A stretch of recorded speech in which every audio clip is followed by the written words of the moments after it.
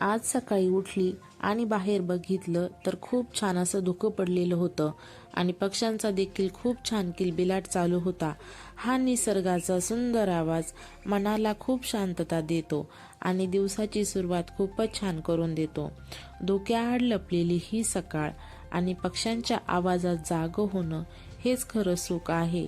निसर्गासोबत सुरू झालेला दिवस नेहमी सुंदर असतो आणि आपल्या गावाकडील माणसं हे गावाकडचं रोजचं साधं जीवन याच आवाजाने सुरू होत असतं त्यांचं जीवन। आणि हे सुख ते खूप छानपणे अनुभवत असतात आणि जगतही असतात।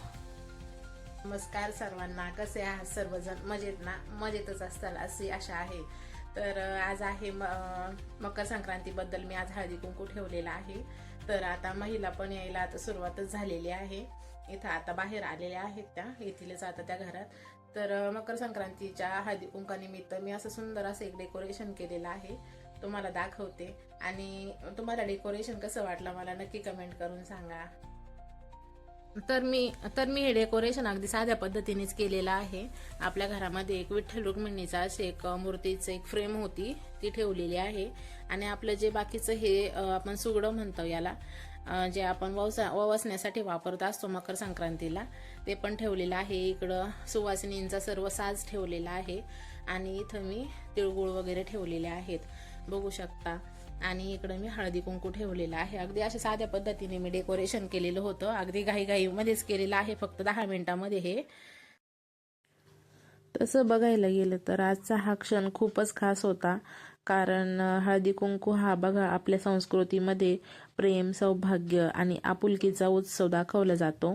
आणि आजचा हा दिवस अजूनच खास झाला, कारण माझ्या मैत्रिणी देखील अजून काही लांबून आलेल्या होत्या गावातून, म्हणजे आमच्या घरापासून 3 ते 4 किलोमीटर अंतर आहे, पण मैत्रिणी देखील खूप खास आहेत, त्या देखील आलेल्या होत्या। आणि काही नातेवाईक, शेजारी सर्वच आलेले होते, जावा भावा सर्वच होत्या, चुलत सासा वगैरे सर्वजण आलेल्या होत्या।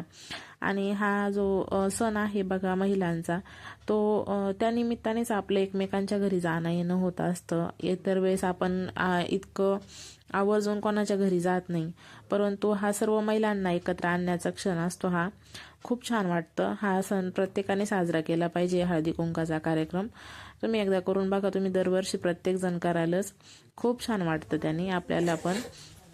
आणि आम्ही देखील प्रत्येकाच्या घरी जात असतो, असं नाही का प्रत्येक जण माझ्याच घरी आली। जेवढ्या जणी माझ्या घरी आल्या होत्या तेवढ्याने प्रत्येकाने आम्ही त्यांच्या घरी पण जाणार आहोत। तर इतकं छान वाटतं एकत्र आल्यावर, खूप छान गप्पा, मस्त गप्पा मारायच्या आणि वेळ पण घालवायचा आपण। आणि काही नाश्ता किंवा काहीतरी जेवण किंवा चहा वगैरे आपल्या मनाने, पण खूप छान वाटतं असं। इतर वेळेस आपण जात नाही, पण असं काहीतरी निमित्त असल्यावरच जाणं होतं आपलं। इथं त्यानंतर सर्व बायकांना आम्ही नाश्ता वगैरे वाटून घेतला आणि त्यानंतर तिळगुळ आणि वाण सामान जे होतं ते पण दिलेलं होतं। आणि जवळजवळ अर्धा ते 1 तासामध्ये सर्व कार्यक्रम आवरलेला होता। हा 1-1:30 वाजला होता एवढ्या कार्यक्रमाला। ओली भेळ बनवलेली होती, तो नाश्ता केलेला होता आज मी। तर झटपट होणारा नाश्ता आहे।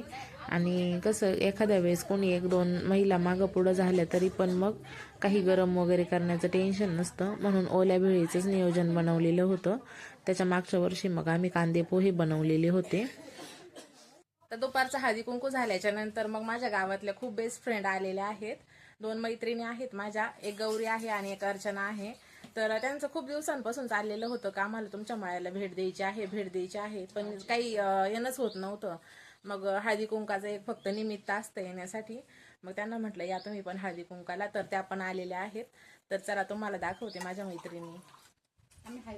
आम्ही आमच्या फ्रेंडच्या घरी आलेलो आहोत, खूप छान वाटतं इथं येऊन, आम्हाला खूप मजा आली, खूप निसर्गरम्य वातावरण आहे। तुम्हाला आवडलं की इथं पण असं मळ्यामध्ये एकदम मोकळे? आमच्या इथं काही तुमच्यासारखं गाड्यांचा आवाज येत नाही जास्त, काही नाही, एकदम शांतता आहे। परी तुला करमलं का ग इथं? आवडलं का तुला संग्राम दादाचं घर? आवडलं? असं कर ना, असं मी खाते म्हणा, हे बघा मी काय खाते म्हणा, त्याला दाखव। या खास प्रसंगाला या दोन्ही पण मैत्रिणींनी माझी भेट दिली. खूप आनंद झाला मला खरं या कार्यक्रमाची, म्हणजे इतकं प्रसन्न वाटलं या दोघी आल्याच्या नंतर. खूप जवळच्या मैत्रिणी आहेत या माझ्या. दूरची अंतर, कामाची घाई, जबाबदाऱ्या या सगळ्यांवर मात करून मैत्रिणीचं नातं जपण्यासाठी त्या आज इथे आल्या. हेच खरं मैत्रीचं सौंदर्य आहे. आज आलेल्या माझ्या प्रत्येक मैत्रिणीचे मी आज आभार मानते. तुमचं येणं, तुमचं हास्य आणि तुमची साथ हा आजच्या कार्यक्रमाचा खरा आनंद आहे. ही मैत्री अशीच कायम राहो आणि आपल्या आयुष्यात नेहमी आनंद आणि सौख्य नांदो, हीच ईश्वराचरणी मी प्रार्थना करते. त्यानंतर मग त्या जाऊबाईच्या घरी पण गेल्या होत्या आणि तिथं गेल्याच्या नंतर मग तिने देखील त्यांना हळदी कुंकू आणि वाण दिलं. आणि त्यानंतर मग त्यांना पण खूप घाई होती, कारण दोघींचे पण मिस्टर आलेले होते. लवकरच गेल्या त्या.